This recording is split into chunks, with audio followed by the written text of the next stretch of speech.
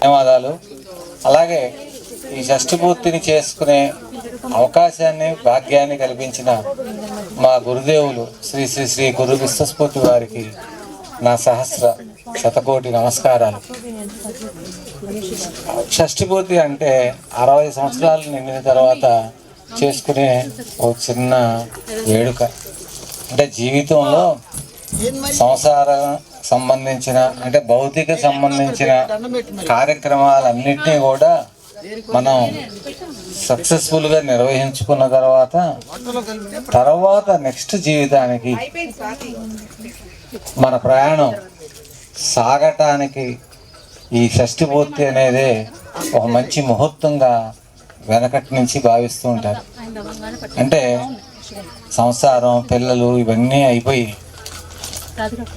60 సంవత్సరాల తర్వాత ఇంకా వానప్రస్థాశ్రమం అనేది చెప్పి తీసుకుంటారు. దీని ముందు కూడా కొంతమంది జ్ఞానులు ముందే తీసుకుంటారు. అయితే సహజంగా గృహస్థాస్త్ర ధర్మం ప్రకారం ఇలా ఉంటుంది. అయితే నాకు సుమారుగా నేను 18 సంవత్సరాల వయసులోనే ఈ ఆధ్యాత్మికం వైపు మొక్కటం జరిగింది. నాకు గురువుగారు పరిచయం అయినాక నాలో ఎన్నో మార్పులు జరిగినాయి. జీవితం అంటే నేను చాలా తృణపాయంగా భావించి ఎక్కడికో ఏదో తెలుసుకోవాలి, జ్ఞానాన్ని సంపాదించాలి అనే రకరకాల ఆలోచనలతో ఉంటే, కాదు ఆయన ముందు భౌతిక జీవితం ఇంపార్టెంటు అని ఆయన యొక్క కాన్సెప్ట్లో ముఖ్యమైన భాగం ఏంటంటే, జీవితానికి ఆయన ఇచ్చిన డెఫినేషను భౌతికం, ఆధ్యాత్మికం రెండిటి యొక్క సమ్మిళితమే మనిషి యొక్క జీవితం. అంతేగాని కేవలం భౌతికంగా కోరికలు అంటే పాత్రమే పరిగెత్తడం కాదు, లేదా గృహస్థాశ్రమాన్ని వదిలేసి సన్యాసం అని చెప్పి అన్నీ ఏమీ లేదని చెప్పి నిర్లిప్తతకు సాగిపోవడం కాదు. ఈ రెండిటిని సమభాగంగా చేసుకుని మనిషి ప్రయాణం సాగించాలి అనేది ఆయన యొక్క సిద్ధాంతాలలో ముఖ్యమైనది. సరే, అనుకోకుండా నేను 18 సంవత్సరాల వయసు నుంచి ఆయనతో నా ప్రయాణం మొదలైంది. చివరి వరకు కూడా మధ్యలో కొంతకాలం కొంత దూరం అవడానికి పరిస్థితి వాళ్ళు కారణం వలైనా మొత్తం మీద కంటిన్యూషన్గా ఆయనతో చివరి వరకు నేను కొనసాగలిగాను. దురదృష్టవశాత్తు 2023 ఏప్రిల్ 13న నా గురువుగారు పరమపదించారు.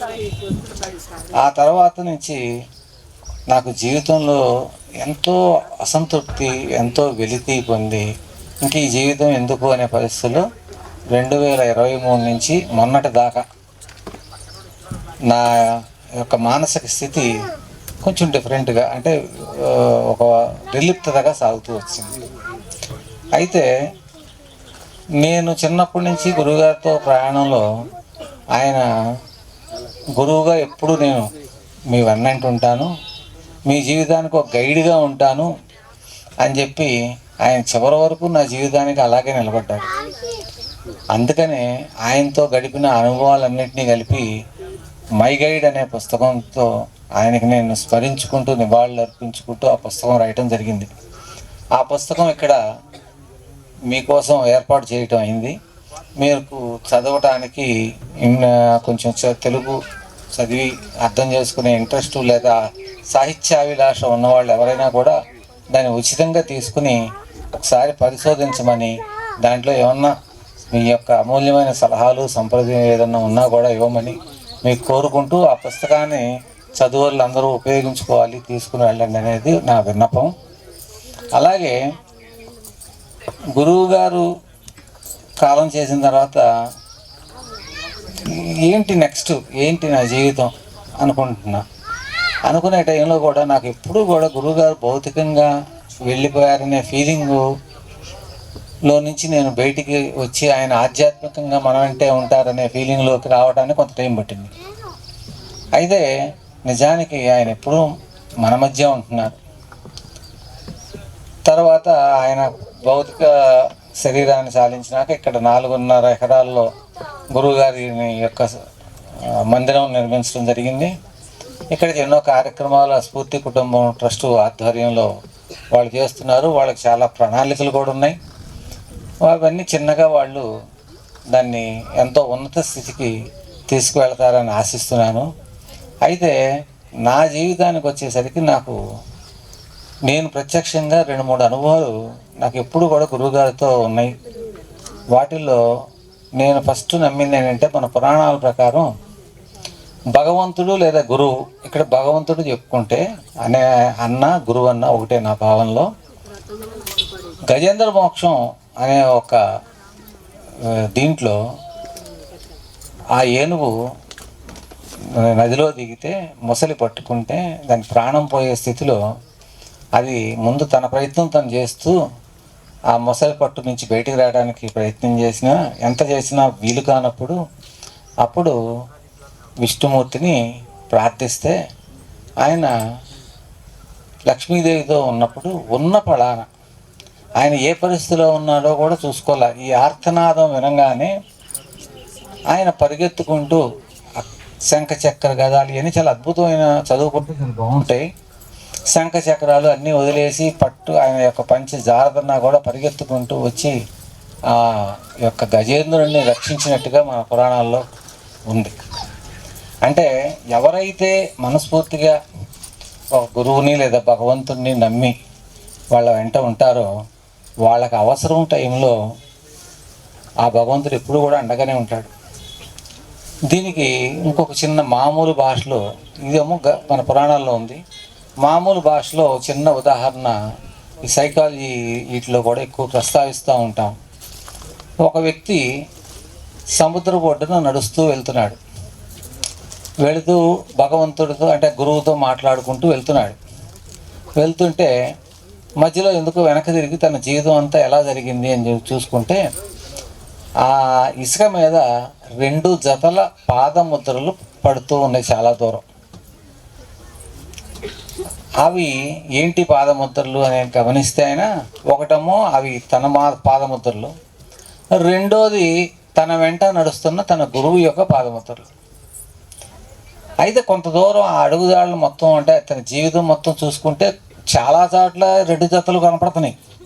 కానీ మధ్యలో అక్కడక్కడ 2 జతల బదులు 1 జత పాదముద్రలు మాత్రమే కనపడుతున్నాయి. ఈయన అనుకుంటాడు ఇదేంటి, నేను ఆ టైం ఏంటి అని అబ్జర్వ్ చేస్తాడు. అతను చాలా కష్ట సమయంలో దిక్కుతోచని పరిస్థితుల్లో ఉన్నప్పుడు 1 జత పాదముద్రలే ఉన్నాయి. అతను ఆనందంగా తన జీవితాన్ని సాగిస్తున్నంతకాలం 2 జతల పాదముద్రలు ఉన్నాయి. అంటే ఒకటి గురువుది, ఒకటి తనది. కానీ నిజమైన కష్ట సమయంలో వెనక్కి తిరిగి చూసుకుంటే 1 పాదముద్రే కనపడుతుంది. ఈయనకి బాధ వేసింది, ఇదేంటి భగవంతుడా లేదా గురువు గారు, నేను ఇంతకాలం మిమ్మల్ని నమ్మాను, నా సంతోష సమయంలోనూ మీరు నా పక్కనే ఉన్నారు, నాకు నిజంగా కష్టం వచ్చిన రోజున మీరు లేకుండా వెళ్ళిపోయారు, ఎక్కడికి వెళ్ళిపోయారు అని తరచి ప్రశ్నించాడట. అప్పుడు ఆ గురువుగారు లేదా భగవంతుడు ఏమని సమాధానం చెప్తారంటే, నాయన నువ్వు చూస్తున్న పాదముద్రలు ఒకటే, కరెక్టే, కానీ అవి నీవి కాదు. ఆ 1 జత పాదముద్రలు నావి. నీ కష్ట సమయంలో నిన్ను భుజాల మీద ఎత్తుకుని నేను నడిచాను, అవి అందుకని నా పాదముద్రలు. ఒక గురువుగా, ఒక భగవంతుడిగా నీ కష్ట సమయంలో నిన్ను భుజాల ఎత్తుకుని నడిపించాను, నువ్వు నడవలా అన్నాడు. దీంట్లో ఎంత గొప్ప మార్మికత ఇది ఉందంటే, నిజంగా ఏ గురువు అయినా మనం నమ్మిన ఒక భగవంతుడైనా మన సంతోషం సమయంలో మన్నేమి ఇచ్చేయక్కర్లా, మన పక్కన ఉన్నారనే ఫీలింగ్తో మన జీవితంగా వెళ్ళిపోతూ ఉంటుంది.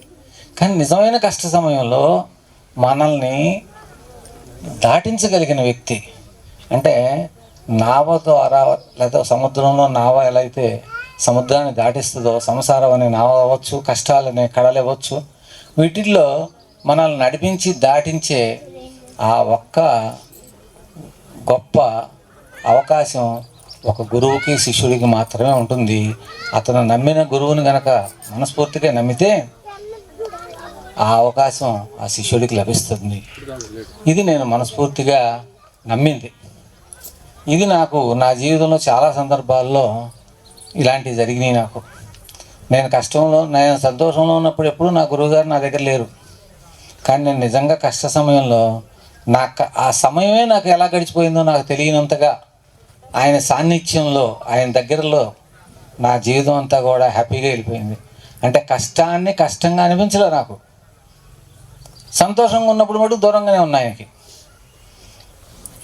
ఇది ఇలా మంచిగానే ఆయనతో ప్రస్థానం జరిగింది. సుమారు 40 సంవత్సరాలు సుదీర్ఘ ప్రయాణం ఆయనతో, గురువుగారితో, విశ్వస్పూర్తి గారితో నాకు గడిచింది. సరే, 2023లో ఆయన కాలం చేసిన తర్వాత ఒక వెలితి ఏర్పడిందని చెప్పాను కదా. ఆ వెలితిలో నేను కొట్టుమట్టి ఆడుతున్న సమయంలో అనుకోకుండా మా అబ్బాయికి పెళ్ళి కుదిరింది. తనకు కూడా పెళ్ళి ఎంతవరకు నేను చేయగలుగుతాను అనే పరిస్థితిలో, ఒక నిర్లిప్తమైన పరిస్థితులకు వెళ్ళిన టైంలో గురువుగారు ఒక మంచి అమ్మాయిని, అంటే ఈ పెనగించిప్రోలు వాస్తవ్యులు ఆయన సమతా స్ఫూర్తిని మాకు ఒక అదృష్టంగా మాకు అందించారు ఆయన. ఆ అమ్మాయితో ఆ రోజున సమతా స్ఫూర్తితో నాకు వారి యొక్క వివాహం జరుగుతున్న రోజున నేను ఏమీ ఊహించలేదు. గురువుగారు ప్రసాదించారు ఒక అమ్మాయిని, నాకు ఇలా కలిగింది అనుకున్నా. కానీ ఆ తర్వాత కొన్ని అద్భుతాలు జరిగినాయి నా జీవితంలో. ఊహించని కొన్ని సంఘటనలు జరిగినాయి. అలాంటి సంఘటనలు జరుగుతాయని కూడా నేను ఊహించలే. కాకపోతే తర్వాత అనలైజ్ చేసుకుంటే, నేను ఏ ఆధ్యాత్మిక రంగంలో మొట్టమొదట గురువుగారిని తీసుకుని, గురువుగారి యొక్క శక్తి సామర్థ్యాలు 10 మందికి తెలియాలనుకుని ఈ పెనగించిప్రోల్లో మొట్టమొదట ఒక చిన్న గురువుగారి ఫోటో పెట్టుకుని ధ్యానాన్ని మొదలెట్టాము మేము. అది కర్ల గోపయ్య గారని, మీ ఊరి యొక్క బుర్రకథ గోపయ్య గారనే గొప్ప వ్యక్తి ఇంట్లో జరిగింది. అప్పుడు గురువుగారు చిన్న పిల్లల్లో ముందు ఆయన యొక్క శక్తిని వైబ్రేట్ చేయడం వల్ల, ఆయన శక్తిని మేము ప్రత్యక్షంగా చూడటం, ఆ శక్తి ద్వారా పిల్లల్లో నుంచి చెప్పిన మాటలన్నీ నిజాలవటం, ఇదంతా జరుగుతూ ఉంటే, సరే ఇదంతా కూడా ఈ శక్తులు, ఇది అంతా చేతబడులు ఇట్లాంటివి కూడా ఉంటాయి అని కొంత నెగిటివ్ ప్రచారం కూడా సాగినప్పుడు, నేను అప్పుడు విజయవాడలో గురువుగారి దగ్గరికి వెళ్ళి, ఇలా మీరు శక్తి చూపిస్తున్నారు, బాగానే ఉంది, కానీ దీంతో పాటు కొంత అపోహలు కూడా ఉన్నాయి ఈ పిల్లల మీద రావటం వల్ల అంటే, వారు ఆ పిల్లల్ని ఆపమని చెప్పి స్కూల్ మానిపించుకుని టెంపరీగా అక్కడ, అప్పటికి మాకు స్కూల్లో ప్రిన్సిపాల్గా పనిచేస్తున్న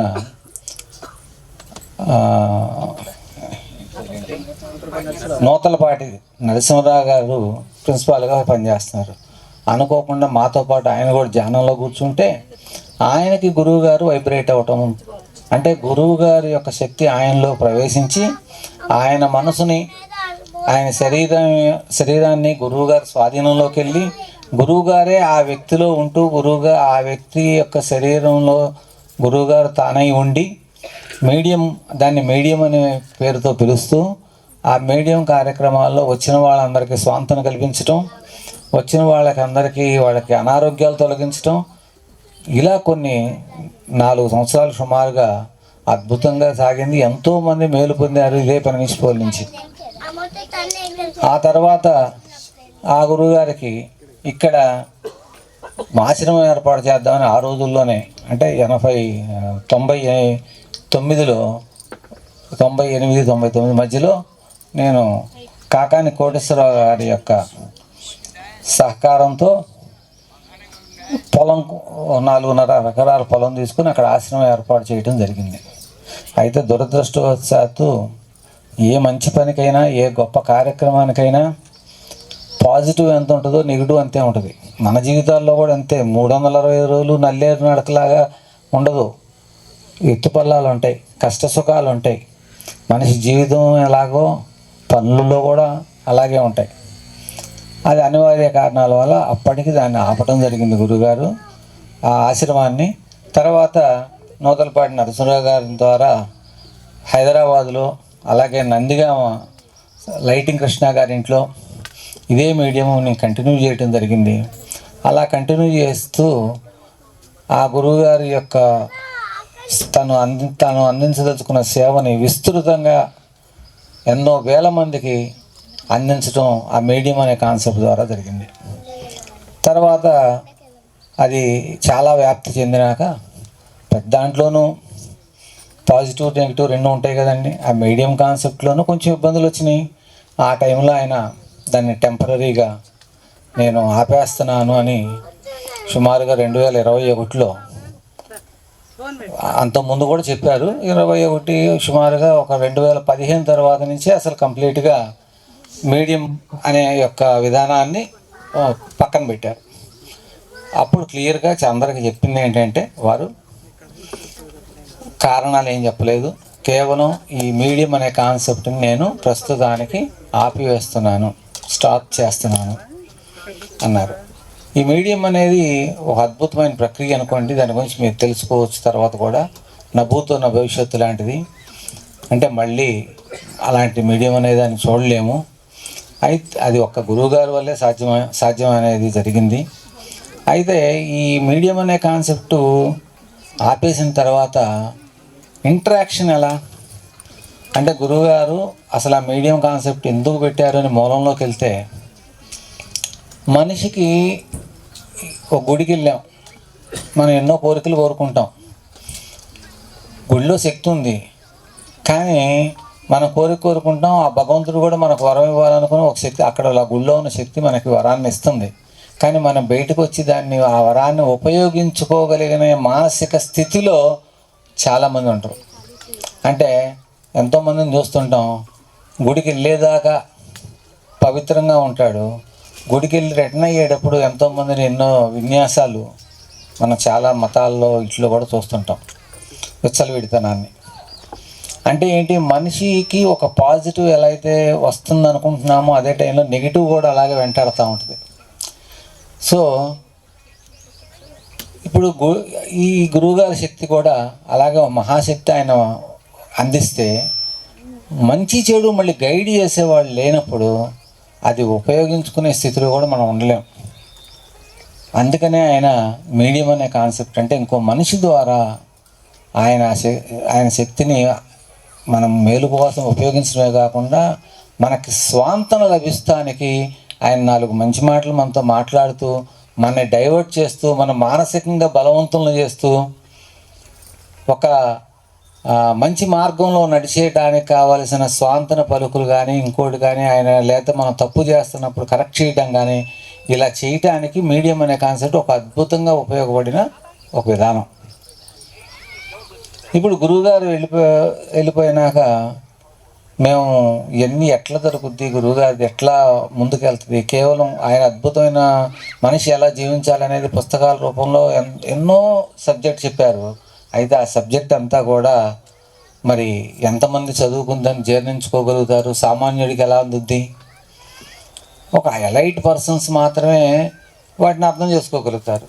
ఇలాంటి పరిస్థితుల్లో రెండోది మెయిన్, గురువుని నమ్మితే, ఇందాక చెప్పినట్టు గజేంద్ర మోక్షంలో కానీ, ఇందాక సముద్రపొట్టుని చెప్పిన ఒక కథలో కానీ, మనం వెన్నంటే ఆయన ఉంటారు అనేది దానికి ఇంకొక బలమైన తార్కాణం ఒకటి జరిగింది. అది ఒక్కటి చెప్పి మీకు ముగిస్తాను.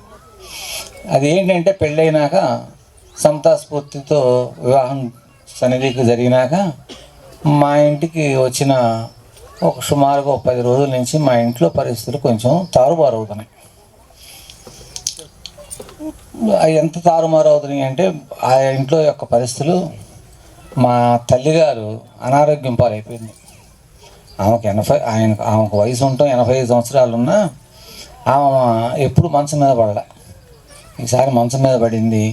టాయిలెట్ దగ్గర నుంచి అన్నీ మంచం మీద చేయాల్సి వస్తుంది.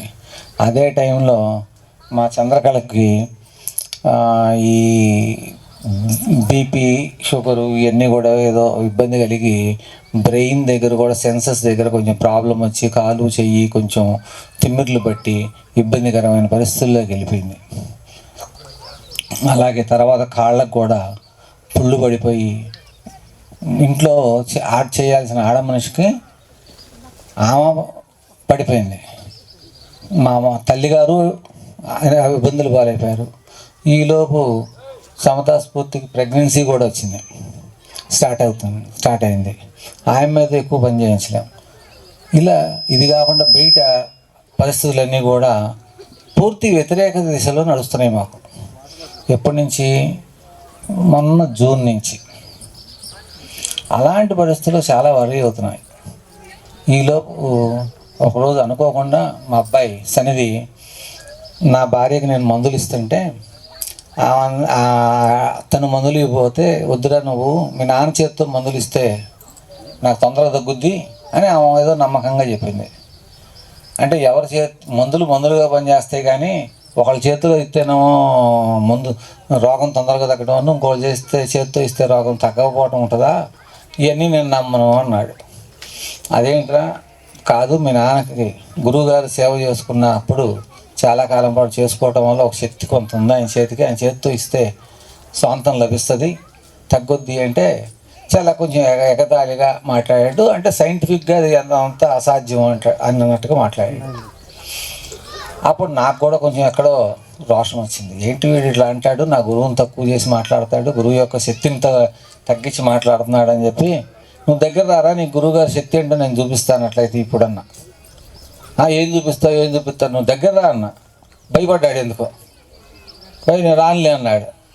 ఈ లోపల పక్కన సమతా స్ఫూర్తి ఉంటే సమతా స్ఫూర్తిని పిలిచి, నువ్వు రా అమ్మా, ఇవాళ మన ఇంట్లో నేను నమ్మిన గురువుగా నిజమైతే మీకు నిదర్శనం కనపడద్దు ఆయన దగ్గర నుంచి అని చెప్పి సమతా స్ఫూర్తి తల మీద చేయబట్టి నా గురువుని తలుచుకుని నేను ఒకటే అడిగా, గురువుగారు మీ శక్తి యొక్క నిదర్శనం వీళ్ళ కనపడాలి వాళ్ళ.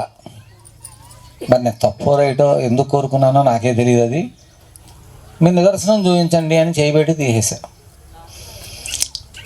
అంతే. మామూలుగా నేను మా గురువుగారి దగ్గర 40 సంవత్సరాలు పాటు నేను ఆయన తలుచుకుంటూ ధ్యానం చేసిన ఏ రోజు నాకు ట్రాన్స్ అనే స్థితి కలగల.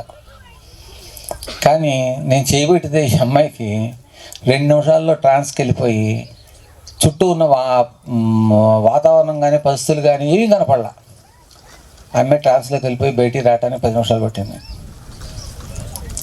బయటకు వచ్చినాక అడిగా, ఏమ్మా ఏం కనపడింది గురువుగారు, నీకు ఏమి నిదర్శనం చూపించారు అడిగా.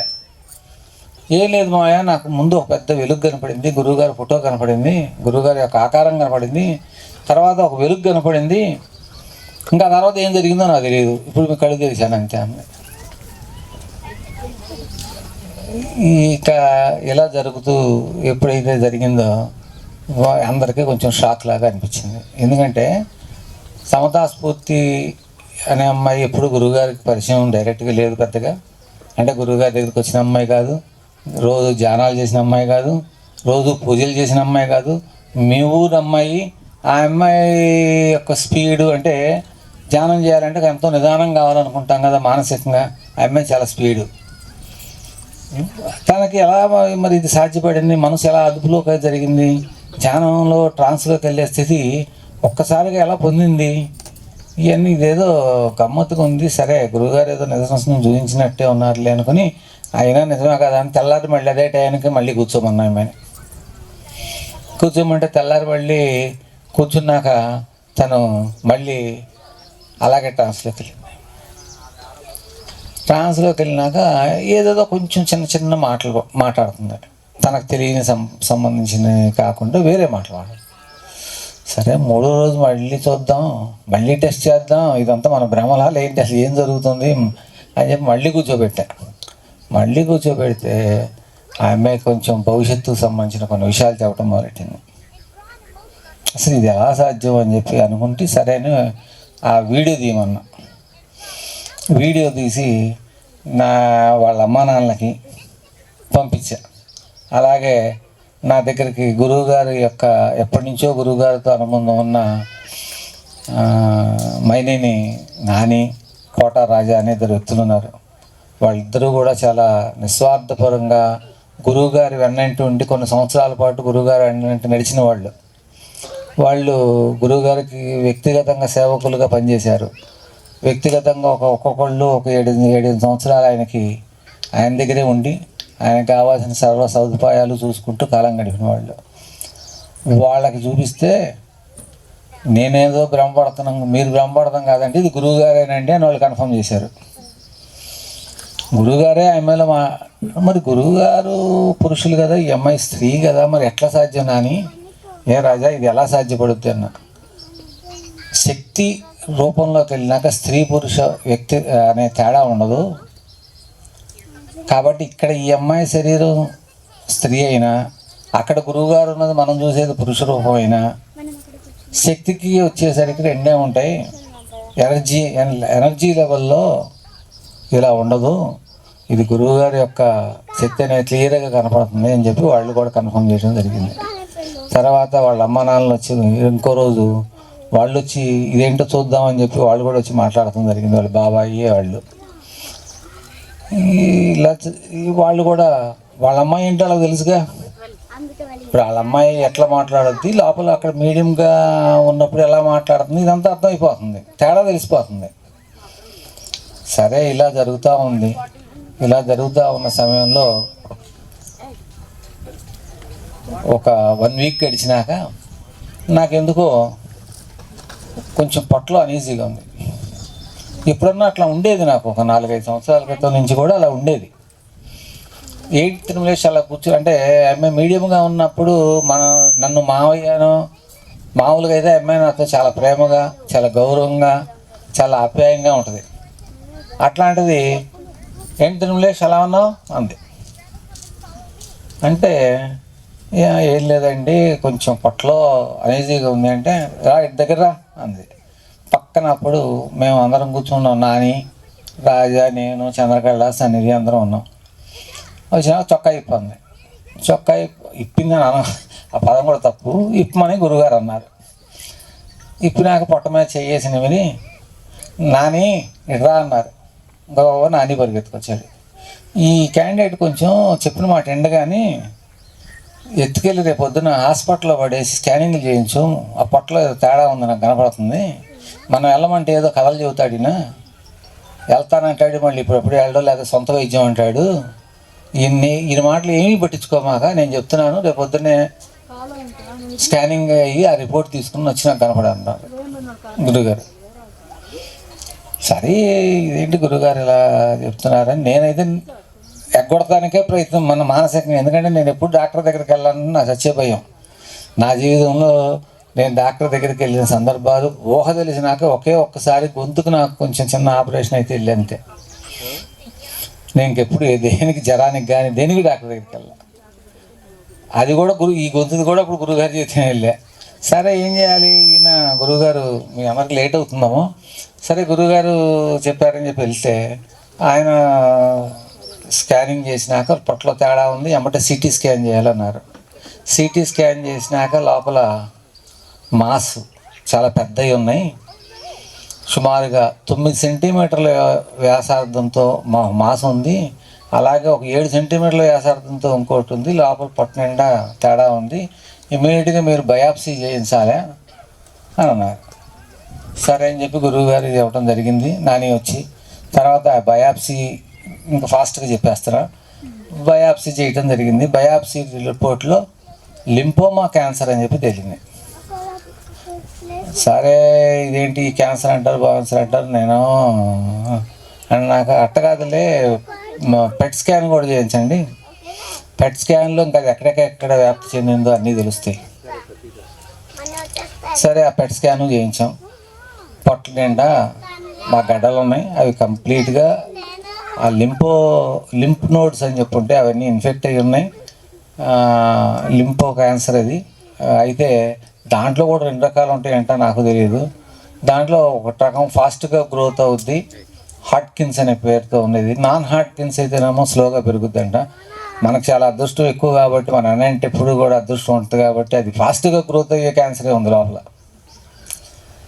సరే ఇంకేం చేయాలి, బాగానే ఉంది. మనకైతే జీవితంలో అన్నీ సాటిస్ఫైడ్ నా లైఫ్. ఆర్థికంగా కూడా 1 కోట్లు సంపాదించకపోయినా ఉండటానికి తినటానికి పెద్దగా ఇబ్బంది లేదు. అట్లా అని చెప్పి మనకి వేరే ఇతర కోరికలు లేవు. కొడుకు పెళ్ళి ఒకటే ఉండేది, అది కూడా గురుగారి వల్ల కంప్లీట్ అయిపోయింది. మా అమ్మాయి పెళ్ళి అంత ముందు అయిపోయింది, పిల్లలు అంతా బాగానే ఉన్నారు. సరే నేనైతే భయపడతా. సరే గురుగారు అన్నారు ఏం చేయాలి ఏంటి అని డిస్కషన్ జరుగుతూ ఉంది. అలాంటి సమయంలో ఇంకా గురుగారు అందరూ డాక్టర్లు అందరూ కూడా కీమోనే దారి, ఇంకేది పరిస్థితి లేదన్నారు. ఎయిమ్స్కి వెళ్ళాను. కామినేనికి వెళ్ళాను, మళ్ళీ మణిపాల్కి వెళ్ళాను. అన్నిట్లోనూ కన్ఫర్మ్డ్గా there is no other alternative except chemo అని చెప్పి తెలిసారు. అయితే నాకు గురువుగారు ఒకే ఒక మాట అన్నారు, ఒకవేళ కీమో కనుక నువ్వు చేయించుకుంటే ఇప్పుడు నా ఎదురుగా కూర్చున్నావు కదా, అలాంటి పరిస్థితి కూడా నీకు ఉండదు, కంప్లీట్గా బెడ్ రెడీని అవుతావు. రెండోది, నేను నీకేమి ఫాల్స్ ప్రామిసెస్ చేయట్లా, అంటే ఏదో నీ క్యాన్సర్ నేను తగ్గిస్తానని చెప్పట్లా. నీకే కాదు, క్యాన్సర్ అనేది ఒకసారి ఒక మనిషికి వస్తే అది షుగర్ లాగా మనకి లోపల దాన్ని మెయింటైన్ చేస్తూ తగ్గించుకోవటం తప్పితే అది కంప్లీట్గా రిమూవ్ అవటం, కంప్లీట్గా వెళ్ళిపోవటం అనేది ఉండదు. సో నువ్వు దీన్ని బట్టి నీ లైఫ్ స్పాన్ని పెంచుకోవటానికి కావాల్సిన మార్గం చేయటమే. నీకు కూడా కంప్లీట్గా పోద్దని నేను చెప్పను, నేను చేసినా సరే దాన్ని కొంతకాలం మనం స్లో చేసి చేద్దాం. కానీ కీమోకి వెళ్తే ఆ చేయటానికి కూడా అవకాశం ఉండదు. సో కీమో అనేది నువ్వు మర్చిపోగలిగితే అంటే అంటే ఆయన ఏమన్నారు, నీ ఆలోచన ఏంటి, డాక్టర్ల దగ్గర ప్రకారం పోతావు, నా సలహా ప్రకారం పోతావు.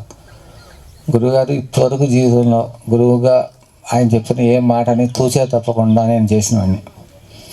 ఇవాళ ఈ చివరి స్టేజ్లో నేను ఇంకో కొత్త నిర్ణయం తీసుకునే అవకాశం కూడా లేదు. సో కీమో మర్చిపోతాను గురువుగారు అన్న. సరే చూద్దాం అన్నారు. ఇవాళ నా పరిస్థితి యాక్చువల్గా ఈ షష్టి పూర్తి కూడా నేను చేసుకోగలిగే పరిస్థితి నాకు లేదు. ఆరోగ్య పరిస్థితి, పొట్ట ఆహారం వెళ్ళటల్లా నెల నుంచి. అయినా గురువుగారు ఈ స్థలంలో నువ్వు షష్టి పూర్తి చేసుకోవాలన్నారు. అప్పటికీ నేనన్నా, ఇప్పుడే ఈ అనారోగ్య పరిస్థితులు నేను షష్టి పూర్తి ఏం చేసుకుంటాను గురువుగారు అంటే, నేను చెప్తున్నాను కార్తీక మాసం అయ్యేలోపు నీ షష్టి పూర్తి అవ్వాలి, ఎందుకు ఏమిటి అనేది నువ్వు నన్ను అడగకూడదు అన్నారు. సరే ఆయన మాట శిరసావహిస్తూ ఇక్కడ ఈ కార్యక్రమం మీ అందరి సహకారంతో, మీ అందరి యొక్క ఆశీర్వాద బలంతో అది ఏమైనా నెమ్మదిస్తుందనేది ఆయన ఉద్దేశమో నాకు తెలియదు. అయితే అలాగే అయి ఉంటుందని మీ అక్షంతల బలంతో ఇంకా నేను కొంతకాలం ముందుకు వెళ్ళగలుగుతాననేది నా నమ్మకం.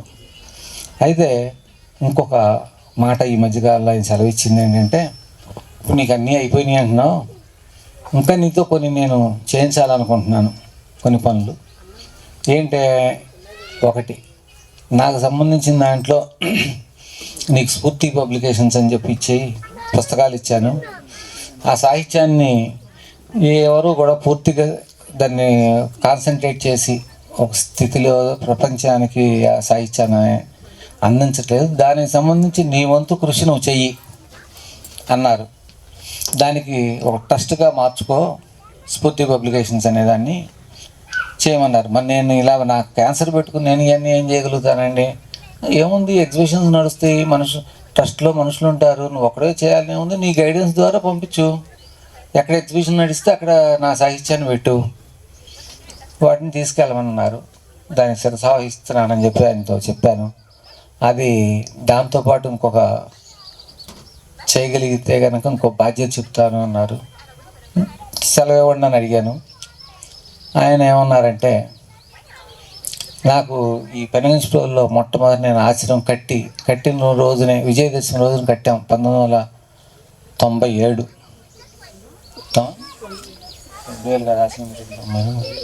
98 మనం ఆశ్రమం కట్టాం. ఆ రోజు నా చేతితోనే గురువుగారికి అక్కడ శంకుస్థాపన చేసి ఆశ్రమం కట్టడం జరిగింది. అది ఆగటం జరిగింది.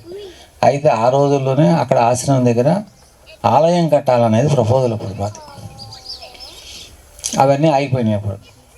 అప్పుడు మళ్ళీ సమదాస్ఫూర్తి ద్వారా గురువుగారు మాట్లాడుతూ నాకు చెప్పింది ఏంటంటే, ఆ ఆలయాన్ని నీ చేతితో శంకుస్థాపన చేయించుకోవాలి అనేది నాకు ఉన్నది. సరే నువ్వు అంటే మరి స్ఫూర్తి కుటుంబం వాళ్ళు వీళ్ళందరూ చేస్తుంటారు కదా, సైన్స్ యూనివర్సిటీ వాళ్ళు కూడా గురుగారికి సంబంధించి ఆలయం కట్టాలనేది వాళ్ళది ప్రపోజల్ ఉంది. స్ఫూర్తి కుటుంబం వాళ్ళు చాలా కృషి చేస్తున్నారు. వాళ్ళు అసలు వాళ్ళైతే స్ఫూర్తి కుటుంబం వాళ్ళైతే తరతరాలకి నిలబడేట్టు కొన్ని 100 కోట్లతో ఏదో చేయాలని ప్రణాళికలు, మరి అవన్నీ వస్తున్నాయి కదండి అన్న. అంటే అవన్నీ నీకు అనవసరం, నీ చేతితో నాకు శంకుస్థాపన, ఆలయానికి శంకుస్థాపన జరగాలి, అది ఎప్పుడో నేను చెబుతా, నువ్వు రెడీ అవ్వు.